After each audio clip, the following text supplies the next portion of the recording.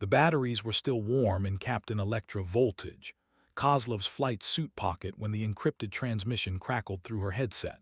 She'd been ferrying supplies to Forward Operating Base Cerberus for 6 months. Medical supplies, ammunition, spare parts, and yes, batteries. Always batteries. The kind of mundane cargo runs that kept seasoned pilots grounded while hotshot rookies claimed the glory missions. But something was different about today's manifest. Something that made her stomach clench as she read the coordinates twice, then a third time. The file number didn't exist in any database she'd ever seen. Classification level, Umbra Black. Even her security clearance, earned through 8 years of flawless service and a distinguished flying cross from the Kandahar incident, couldn't access the details. Just coordinates, a drop time, and a single line of instruction. Package must arrive intact. No deviations. Radio silence after waypoint 7. Electra's fingers traced the worn fabric of her call sign patch. A small lightning bolt embroidered in silver thread, now faded from countless missions.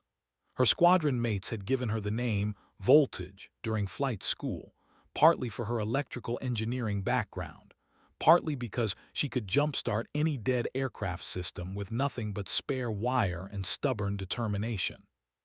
What they didn't know was that she kept spare batteries in her pocket on every mission, a ritual born from a childhood spent in the blackouts of post-Soviet Belarus, where her grandmother taught her that light was life and preparation was survival.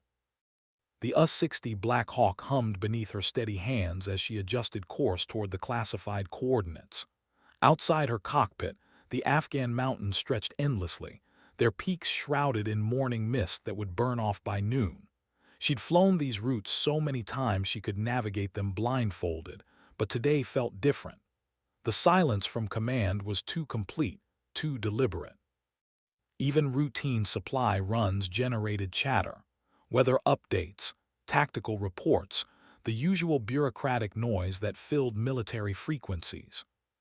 Her co-pilot, Warrant Officer Marcus Drift Santos, caught her attention with a subtle head nod toward his instrument panel. His dark eyes held a question he couldn't voice over the intercom. They both knew someone was listening to every word. Santos had been flying with her for 18 months, long enough to read her micro-expressions, to understand that the slight tension in her shoulders meant trouble. He'd seen her thread aircraft through Taliban fire with the precision of a seamstress, watched her land a damaged bird in a sandstorm that had grounded entire squadrons. If Voltage was worried, he was worried. The first battery check was due in 20 minutes, standard protocol for extended flights over hostile territory. But as Electra reached into her pocket to test the backup communication device, her fingers found something else, a small piece of paper that hadn't been there during pre-flight inspection. Santos was watching the horizon through his scope when he heard her sharp intake of breath. The note contained just 4 words, written in her own handwriting. They know about Prague. The Black Hawk continued its steady flight path, rotors cutting through thin mountain air, while inside the cockpit, 2 experienced pilots exchanged a look that said everything and nothing. Prague was a city Electra had never visited, a mission she'd never flown, a secret she'd never kept. Yet somehow, impossibly, those 4 words made her blood run cold. The batteries in her pocket suddenly felt heavier than the classified cargo strapped in her bird's belly. Above them, a surveillance drone adjusted its flight pattern, maintaining perfect distance. Its operator, sitting in a trailer 12,000 miles away, made a notation in a file that officially didn't exist. The hunt had begun, though the prey didn't know it yet. All they knew was that Captain Electra Kozlov, call sign Voltage, was carrying more than spare batteries to the line. She was carrying a secret that 3 governments would kill to protect, and one that a 4th would die to expose. The mountains below held their silence, ancient witnesses to human folly and courage in equal measure. Soon, they would witness both.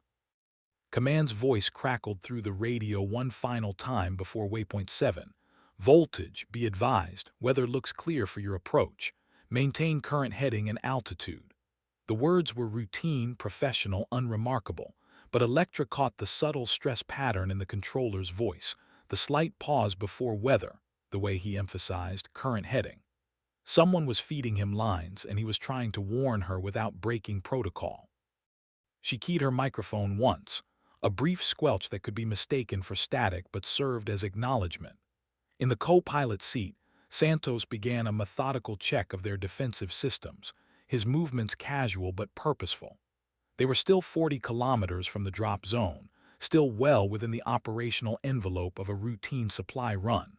But routine was dead now, killed by 4 impossible words and a file that didn't exist. The spare batteries in Elektra's pocket had become a talisman, a connection to a grandmother who'd survived Stalin's purges and Hitler's invasion by trusting no one and preparing for everything.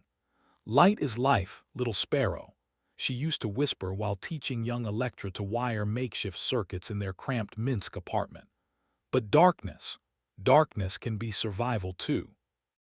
38 years later, flying over the Hindu Kush with classified cargo and impossible secrets, Captain Elektra Kozlov was about to learn the difference. The altimeter read 8,500 feet and climbing. The batteries were getting warmer. The first sign of trouble came as a shadow, nothing more than a flicker of darkness across Santos's peripheral vision as he scanned the eastern ridgeline. By the time he turned his head for a direct look, whatever had cast it was gone, swallowed by the maze of valleys and peaks that made the Hindu Kush a pilot's nightmare and a ground commander's hell. But Santos had logged over 2,000 combat hours in Afghanistan, and his survival instincts had been sharpened by encounters with everything from RPGs to surface-to-air missiles. Shadows didn't move that fast unless they had engines. "Drift, you see anything on thermals?" Elektra's voice was steady, professional, but Santos caught the undertone, the subtle shift from routine alertness to combat awareness. She'd seen it too. "Negative on thermal, scanning radar." Santos's hands moved across his console with practiced efficiency, fingers dancing over switches and dials as he expanded their sensor coverage. The Black Hawk's defensive systems hummed to life, invisible shields of electronic warfare capability that could mean the difference between completing the mission and becoming another casualty statistic. "Wait, I've got something. Intermittent contact, bearing 090, range approximately 12 clicks." Elektra adjusted their heading by 2 degrees, enough to improve their tactical position without deviating from the flight plan. The movement was so subtle that anyone tracking them would need sophisticated equipment to detect it. But the fact that someone was tracking them was no longer in question. The intermittent radar contact was textbook surveillance behavior, designed to gather intelligence while minimizing detection risk. Professional, military grade, definitely not Taliban. The spare batteries in her pocket had gone from warm to almost hot, a phenomenon she'd first noticed during her 3rd deployment, when stress seemed to generate actual heat in the small lithium cells. Her flight surgeon had dismissed it as psychosomatic, but Elektra knew her own body, understood the physical manifestations of danger in ways that medical textbooks couldn't quantify. The batteries were her early warning system, as reliable as any electronic sensor. "Voltage drift, this is Overwatch 7. The new voice on the radio was crisp, authoritative, speaking on a frequency that wasn't supposed to exist for this mission. "Be advised, you have unknown aircraft in your vicinity. Recommend immediate course correction to heading 270. Santos shot Elektra a look that needed no translation. Overwatch 7 wasn't on their communications plan. The frequency was encrypted, but encryption could be broken, spoofed, or simply known by the wrong people. And the recommended heading would take them directly over terrain that offered no landing zones and no escape routes, a killing field for helicopters. "Overwatch 7, this is Voltage. Unable to comply with course correction. Mission profile requires current heading." Elektra's response was textbook correct, but she was already calculating alternatives. The classified cargo bay held equipment she wasn't supposed to know about, bound for a location that officially didn't exist, carried by a pilot whose service record apparently contained missions she'd never flown. Voltage Overwatch 7. Course correction is not optional. Repeat, turn to heading 270 immediately. The intermittent radar contact was getting stronger, more persistent. Santos expanded his scan radius and found two more signatures, approaching from different vectors. Classic pincer movement, the kind of coordinated attack that required planning, intelligence, and resources far beyond typical insurgent capabilities. Someone had been watching them long before they'd taken off, tracking not just their aircraft but their mission profile, their cargo, their secrets. Elektra reached into her pocket and palmed one of the spare batteries. The metal casing was almost too hot to touch now, a burning reminder of her grandmother's lessons about survival in impossible circumstances. Sometimes the only way out was through. Sometimes light meant fighting. Sometimes darkness meant disappearing completely. Drift prepped the countermeasures, all of them. Santos's hands moved to the defensive systems panel, arming flares, chaff, and electronic jamming equipment that could turn their Black Hawk into a ghost on enemy radar screens. His fingers hesitated over the final switch, the one that would broadcast their location to every friendly unit within 50 kilometers, while simultaneously painting them as a high-priority target for every hostile force in the same radius. Overwatch 7, this is Voltage, declaring emergency. Unknown aircraft have locked onto our position. Request immediate assistance. The radio silence that followed was deafening. No acknowledgement from Overwatch 7. No response from command. No chatter from other aircraft in the area. They were alone over the Hindu Kush with classified cargo, impossible secrets, and 3 hostile contacts closing fast.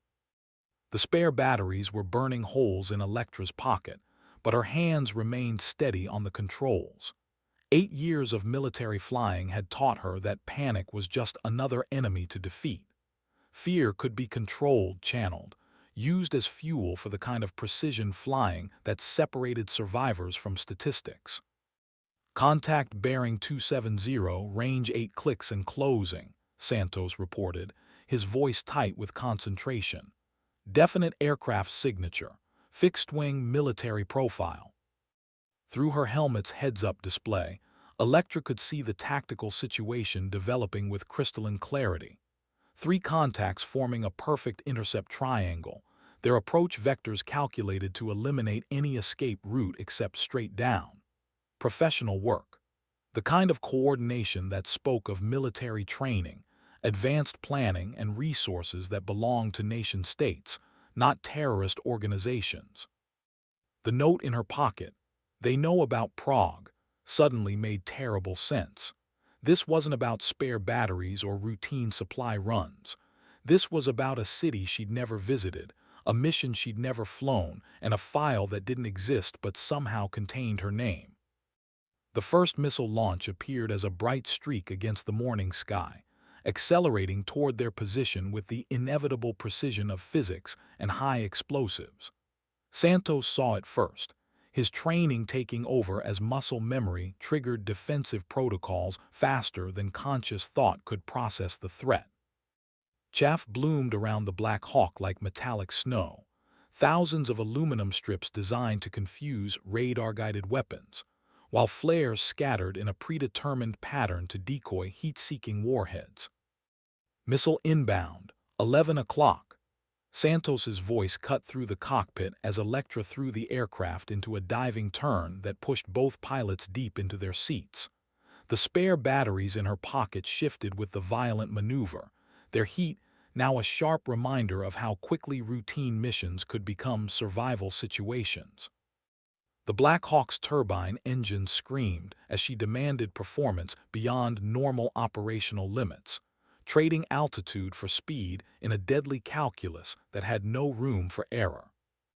The missile passed close enough that they could see its exhaust trail through the cockpit glass, a white scar across blue sky that spoke of professional military hardware and an enemy with resources far beyond typical insurgent capabilities. This wasn't a shoulder-fired RPG or improvised explosive device. This was a surface-to-air missile system that cost more than most people earned in a lifetime, operated by someone with the training to use it effectively. Voltage, this is Overwatch 7. You are ordered to land immediately. Any further evasive action will be considered hostile. The voice on the radio was different now, harder, with an accent that Elektra couldn't quite place but recognized as Eastern European. Russian, maybe, or one of the former Soviet republics that had inherited both the weapons and the grudges of the Cold War. Santos was already scanning for the launch site, his infrared sensors sweeping the mountainous terrain below for the thermal signature of rocket motors and targeting systems. The Hindu Kush offered countless hiding places for mobile missile batteries, caves, valleys, and ridgelines that could conceal entire military units from aerial observation. Finding the shooters would be like locating needles in a haystack made of stone and snow. Overwatch 7, this is Voltage. Unable to comply. Medical emergency on board requires immediate evacuation to nearest trauma facility. Elektra's lie was smooth, professional, the kind of deception that bought time and maneuvering room in situations where truth was a luxury she couldn't afford. The classified cargo strapped in their belly was definitely not medical supplies, but whoever was shooting at them didn't need to know that. The second missile launch came from a different position, confirming Santos's worst fears about the tactical situation. Multiple launch sites, coordinated timing, overlapping fields of fire. This was a planned ambush executed by professionals with extensive knowledge of their flight plan, cargo manifest, and operational capabilities. Someone had sold them out, or someone had been watching them far longer than a single mission warranted. This time, Elektra's evasive maneuvers took them between two towering peaks, using the mountainous terrain as natural cover, while Santos deployed every defensive system their aircraft carried. Electronic jamming equipment flooded the radio spectrum with white noise, making target acquisition nearly impossible for guidance systems that relied on radar or radio command links. But it also cut them off from friendly communications, turning them into ghosts flying through a maze of stone and sky. The spare batteries in her pocket were now too hot to touch directly, their metal casings conducting heat through the fabric of her flight suit like tiny furnaces fueled by stress and adrenaline. Elektra had stopped questioning the phenomenon years ago. Some pilots had lucky charms, some had rituals, some had superstitions. She had batteries that got hot when death was close, and they'd never been wrong yet. Third contact bearing 045, range 6 clicks, Santos reported, his voice steady despite the circumstances. Appears to be paralleling our course. No launch signature yet. The tactical picture was becoming clearer, painted in radar signatures and missile trails across the morning sky. 3 aircraft, positioned to create an inescapable killing zone above some of the most unforgiving terrain on Earth. Below them, the Hindu Kush offered no safe landing zones, no friendly forces, no rescue options if their aircraft was damaged.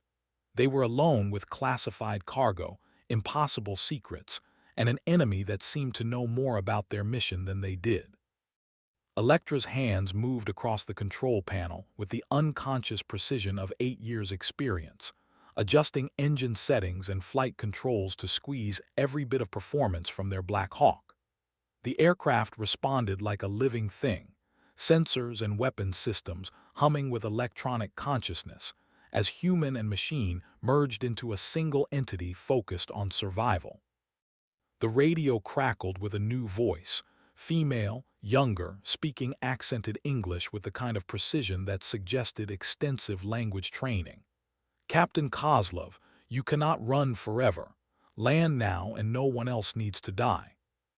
The use of her real name, spoken by someone she'd never met, in a place where her identity should have been protected by operational security, sent ice water through Elektra's veins despite the burning batteries in her pocket.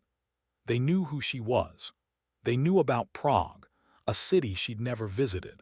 They knew about files that didn't exist and missions she'd never flown. But they'd made one crucial mistake. They'd assumed that 8 years of flying supply runs had made her soft, predictable, easy to corner.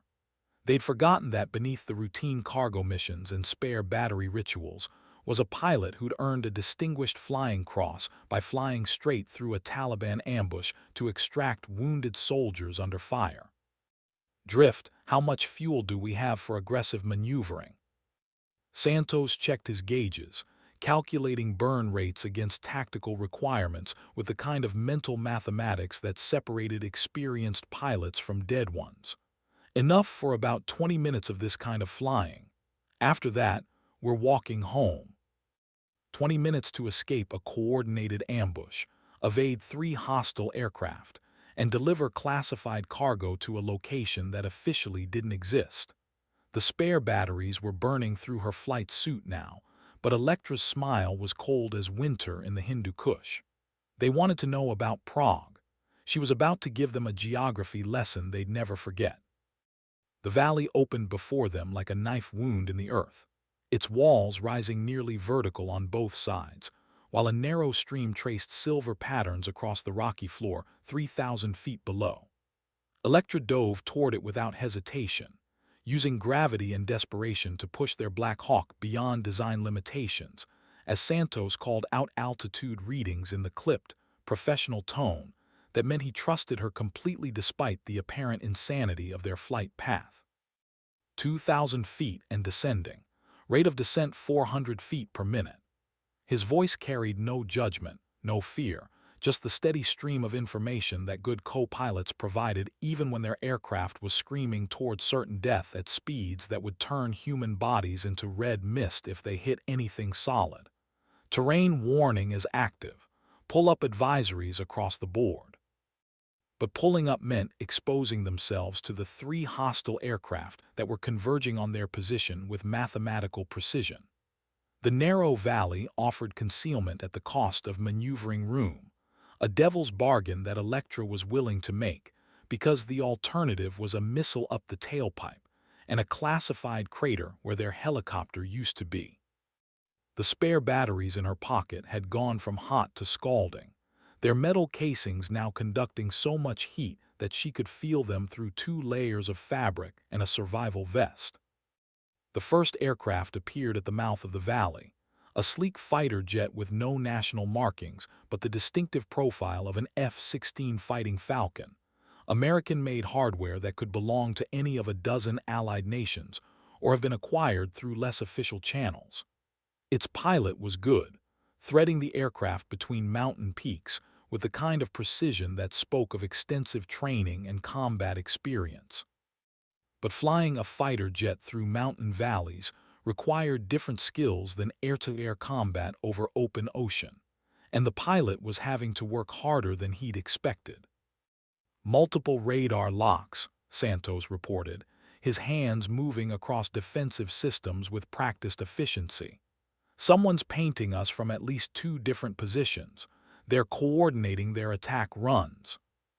The stream below flashed past in a blur of white water and dark stone as Elektra pushed their descent even steeper, using the valley walls as natural cover while calculating fuel consumption against time remaining. Every second in this trap was burning precious aviation fuel they'd need for the return journey, assuming they survived the next few minutes. The classified cargo in their belly remained strapped down and secure, its weight a constant reminder that this mission was about more than spare batteries and routine supply runs. Voltage, this is Overwatch 7. Final warning. Land immediately or we will shoot you down. The voice belonged to the same woman who'd used Elektra's real name, speaking with the kind of calm authority that suggested extensive training in airborne warfare. Professional military, almost certainly, but working for whom? The accent was definitely Eastern European, possibly Russian, but that didn't narrow down the possibilities in a region where arms dealers sold weapons to anyone with hard currency. The second aircraft appeared overhead, silhouetted against morning sky like a metal raptor hunting prey through mountain valleys. This one was different, larger, twin-engined, with the distinctive profile of an attack helicopter rather than a fixed-wing fighter. An Apache gunship, or something similar, bristling with missile pods and cannon systems designed specifically for destroying aircraft like theirs. The pilot was keeping station directly above the valley, blocking their escape route while his wingmen maneuvered for optimal firing positions. Elektra's hands moved to controls she hadn't touched in combat for 3 years, arming their own defensive systems while calculating angles and distances with the kind of mental precision that came from flying through hostile airspace where mistakes were measured in body bags. The Black Hawk carried limited armaments, door guns and countermeasures, nothing designed for air-to-air combat against professional military aircraft. But survival wasn't always about having better weapons. Sometimes it was about using terrain, timing, and psychology to create opportunities where none should exist. Drift, I need you to do something that's going to sound crazy. Her voice was steady, matter-of-fact, as if she were requesting routine navigational data instead of preparation for a maneuver that would either save their lives or kill them both. When I give the signal, I want you to broadcast our exact position on all emergency frequencies. Everything we've got, GPS coordinates, altitude, heading, cargo manifest, the works. Santos's head turned toward her, his dark eyes reflecting a combination of trust and concern that came from 18 months of flying together through situations that tested both aircraft and crew beyond normal limits. He knew her well enough to understand that seemingly suicidal orders usually had deeper tactical logic, but broadcasting their position would paint them as a high-priority target for every hostile force within radio range. The spare batteries were now so hot they were starting to burn through her flight suit, creating small scorch marks on the fabric that would be visible to anyone who looked closely. But Elektra had stopped paying attention to the pain, focusing instead on the tactical picture developing around them with crystalline clarity. 3 aircraft, coordinated attack pattern, professional execution, but also limited ammunition and fuel constraints that applied to hunter and prey alike. "On my mark," she said, watching the attack helicopter adjust its position to maintain overwatch while the 2 fixed-wing aircraft maneuvered for optimal missile engagement angles. 3-2. The third aircraft appeared without warning, diving out of the sun like a metallic falcon with engines that screamed defiance at the mountain air. Another F-16, or something similar, its pilot executing a textbook attack run that would put them in perfect position to launch missiles while their target was trapped in the valley with nowhere to run and nowhere to hide. "Mark!" Santos's fingers flew across the communications panel, broadcasting their position, cargo manifest, and emergency status on every frequency their aircraft could reach. The transmission painted them as a high-value target experiencing mechanical difficulties, requesting immediate assistance from any friendly forces in the area. It was a desperate gamble based on the assumption that someone, somewhere, was listening to military emergency frequencies and possessed both the capability and willingness to respond. The first missile launch came from the attack helicopter, a wire-guided anti-tank weapon repurposed for aerial combat that streaked toward their position with deadly accuracy. Elektra threw the Black Hawk into a climbing turn that used the valley wall as partial cover, while Santos deployed every countermeasure they carried: chaff, flares, and electronic jamming that turned the electromagnetic spectrum into chaos. But the missile's guidance system was more sophisticated than they'd expected, tracking through their countermeasures with computer-controlled precision that made purely defensive measures inadequate. The spare batteries in her pocket were now burning through fabric and into skin, but Elektra barely noticed the pain as she executed a maneuver that no flight manual had ever described and no training program had ever taught. The Black Hawk inverted suddenly, rolling belly up in a maneuver that defied every rule of rotorcraft flight dynamics, while the wire-guided missile passed less than 50 feet below their rotor disc. The proximity was close enough to feel the weapon's exhaust heat through the cockpit glass, close enough to see the stabilizing fins that kept it tracking toward what should have been their position.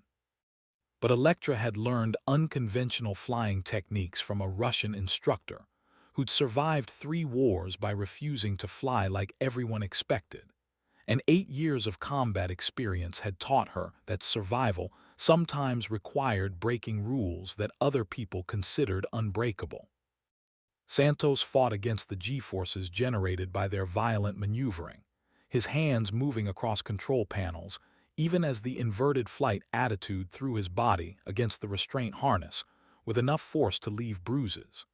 The instrumentation panel flickered as electrical systems struggled to function in orientations they'd never been designed to handle.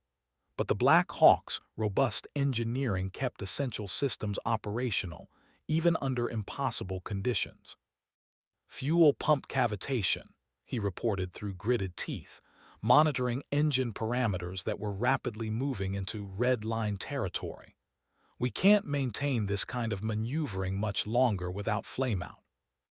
The attack helicopter above them had lost visual contact during their inverted roll, its pilot apparently unprepared for tactics that belonged more to aerobatic competitions than military combat. But the 2 F-16s were repositioning for another attack run, their superior speed and maneuverability allowing them to adapt quickly to changing tactical situations. Professional pilots, definitely, with enough training and experience to make this fight extremely dangerous for a transport helicopter carrying classified cargo through mountain valleys. Elektra rolled their aircraft back to normal flight attitude and dove toward the stream bed, using the terrain to mask their approach while calculating fuel consumption against time remaining. The spare batteries in her pocket had burned completely through her flight suit and were now creating actual burns on her skin, but the pain had become background noise compared to the immediate tactical requirements of staying alive. Somewhere in the back of her mind, her grandmother's voice whispered about light and darkness, about the difference between surviving and winning. Multiple radio contacts, Santos announced, his voice carrying a note of surprise that cut through the cockpit noise. Military frequencies, encrypted transmissions, bearing 270. Someone's responding to our emergency broadcast. The first friendly aircraft appeared as a radar signature on their defensive display, approaching from the west at high speed and low altitude. Then another. Then 3 more, until their screens showed a coordinated formation of military aircraft converging on their position, with the kind of precision that suggested extensive training and sophisticated command and control systems.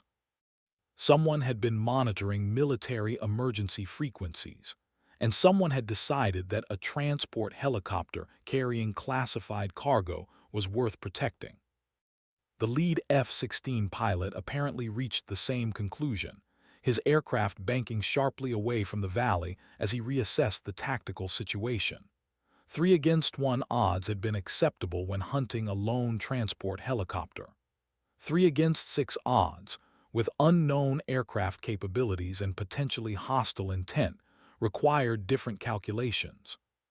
Professional military training emphasized tactical flexibility, knowing when to engage and when to withdraw based on changing battlefield conditions. Voltage, this is Guardian 1-1. We have you on radar and are moving to intercept hostile aircraft in your vicinity. Maintain current heading and altitude. Help is en route. The voice belonged to an American pilot, speaking with the kind of calm authority that came from flying F-22 Raptors, the most advanced fighter aircraft in the world, capable of engaging multiple targets simultaneously while remaining effectively invisible to enemy radar systems. The attack helicopter was already climbing away from the valley, its pilot apparently deciding that discretion was the better part of valor when faced with unknown aircraft approaching at supersonic speeds. The second F-16 followed moments later, both aircraft departing the area with the kind of tactical precision that suggested careful planning and professional execution. They'd come to intercept a single transport helicopter, not to engage in air-to-air combat with advanced American fighters. But the lead F-16 pilot made one final transmission before departing the area, his voice carrying an accent that Elektra now recognized as distinctly Russian. "Captain Kozlov, this is not over. We know about Prague and we know about the batteries. Next time, there will be no rescue." The spare batteries in her pocket suddenly cooled, their metal casings returning to normal temperature so quickly that the change was almost shocking. 8 years of carrying them on dangerous missions had taught Elektra to trust their warnings, but she'd never experienced such rapid temperature changes. Whatever danger they'd been reacting to was either gone or transformed into something different, not necessarily better, but different. Santos was already calculating fuel consumption and flight time to their original destination, his hands moving across navigation displays with the kind of professional competence that came from flying through situations where mistakes meant death. The classified cargo remained secure in their belly, its weight a constant reminder that their mission was about more than survival. Someone wanted whatever they were carrying, wanted it badly enough to risk international incidents and military confrontation in some of the most dangerous airspace on Earth. Guardian 11, this is Voltage. Request escort to original destination. We're carrying time-sensitive medical supplies that cannot be delayed. Elektra's lie was smooth, professional, the kind of operational security that protected classified missions while providing plausible explanations for unusual behavior. The F-22 pilots didn't need to know about files that didn't exist or cities she'd never visited. Roger, Voltage. Guardian formation will provide escort to your destination. Be advised, hostile aircraft have departed the area but may return with reinforcements. Maintain tight formation and follow our lead. The flight to forward operating base Cerberus took 43 minutes, flying through mountain valleys with 6 of the world's most advanced fighter aircraft providing protective coverage. The spare batteries in her pocket remained cool, but Elektra kept checking them anyway, a ritual that had become as automatic as breathing during her years of military service. Sometimes survival was about advanced weapons and superior tactics. Sometimes it was about small rituals and burning batteries that warned of danger before radar systems could detect it. They landed at Cerberus as the sun reached its zenith, rotors kicking up clouds of dust and debris while ground crews moved to secure their aircraft. The classified cargo was offloaded by personnel with security clearances higher than Elektra's, transferred to vehicles that would carry it to destinations she wasn't authorized to know about. But as she shut down their engines and completed post-flight inspections, one question echoed through her mind with persistent clarity. How did hostile aircraft know about Prague, a city she'd never visited, and why did they seem to know more about her service record than she did? The debriefing room at Forward Operating Base Cerberus was smaller than a prison cell and twice as uncomfortable, its concrete walls painted institutional green and decorated with motivational posters that had been outdated when Elektra was still learning to fly. She sat across from a woman in civilian clothes who'd introduced herself only as Agent Morrison and carried credentials from an organization whose acronym Elektra didn't recognize. The spare batteries in her pocket had remained cool since landing, but she checked them anyway, a nervous habit that had kept her alive through 8 years of flying in hostile territory. Agent Morrison was younger than Elektra had expected, maybe 35, with the kind of perfectly controlled appearance that suggested extensive training in projecting authority regardless of the circumstances. Her questions had been circling the same topics for an hour: the attack in the valley, the radio transmissions from hostile aircraft, the specific mention of Prague and batteries. Professional interrogation techniques designed to identify inconsistencies, extract information, and establish the scope of whatever security breach had compromised their mission. Captain Kozlov, I need you to think carefully about Prague. Any connection, no matter how trivial it might seem, training exercises, layovers, personal travel, family connections, anything at all. Morrison's voice carried the patient tone of someone accustomed to extracting information from reluctant subjects, but there was an underlying tension that suggested time constraints and higher-level pressure. Electra had been thinking about Prague for 3 hours, ever since the hostile pilot had used her real name and referenced a city she'd never visited. Her service record was classified but not particularly exotic: flight training at Fort Rucker, 2 deployments to Iraq, 3 to Afghanistan, various training exercises throughout Europe and the Middle East. Standard career progression for a military pilot with 8 years of experience and a clean record. No Prague, no Eastern European assignments, no connections to Russian military forces or intelligence services. I've never been to Prague, never had any assignments there, never transited through Czech airspace that I'm aware of. My family immigrated from Belarus when I was 6 years old, but that's the closest connection I have to Eastern Europe. The story was true, as far as it went, but Electra was beginning to suspect that truth was a luxury that someone else couldn't afford. The classified cargo, the non-existent file numbers, the coordinated military attack, all suggested a level of operational complexity that went far beyond routine supply missions.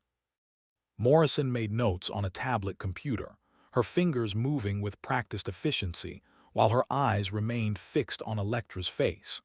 Microexpression analysis, probably, looking for signs of deception or concealed information. Standard intelligence techniques that worked well on subjects who had something to hide, but less effective on people who were genuinely confused by questions they didn't understand. "Tell me about the batteries." Morrison's tone remained conversational, but her posture shifted slightly, a subtle increase in attention that suggested this question was more important than the others. The hostile pilot specifically mentioned batteries. What could they be referring to? The spare batteries in Electra's pocket suddenly felt heavier, their weight a tangible reminder of childhood lessons about preparation and survival. She'd been carrying them on missions for 8 years, a personal ritual that had nothing to do with official military procedures or classified operations. But someone knew about them, someone who'd staged a coordinated attack in one of the most remote regions of Afghanistan. That level of intelligence gathering suggested extensive surveillance, detailed knowledge of her personal habits, and access to information that should have been protected by operational security. "I carry spare batteries for backup communications equipment. Personal habit, nothing more. Started during my first deployment when our primary radios failed during a night mission, and I've done it ever since." The explanation was accurate but incomplete. She couldn't tell Morrison about the temperature changes, the early warning system that had kept her alive through situations where electronic sensors had failed. Some aspects of survival were too personal, too irrational, to share with intelligence professionals who dealt in verifiable facts and documented procedures. Morrison's stylus stopped moving across her tablet screen, a pause that lasted exactly 3 seconds before she resumed taking notes. Too long to be casual, too short to be accidental. She'd received some kind of signal, probably through an earpiece concealed by her hair, indicating that someone else was monitoring this conversation and providing real-time guidance. Standard intelligence tradecraft for situations involving classified information and potential security breaches. "Captain, I need you to understand something. The attack on your aircraft wasn't random.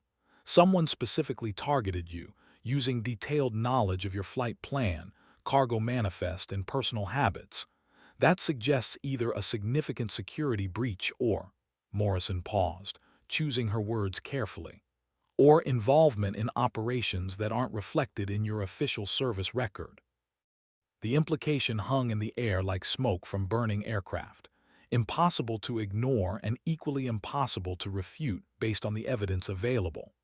Electra had been flying routine supply missions for 6 months, carrying medical supplies and spare parts to forward operating bases throughout Afghanistan. Her service record was clean, her security clearance current, her performance evaluations consistently excellent.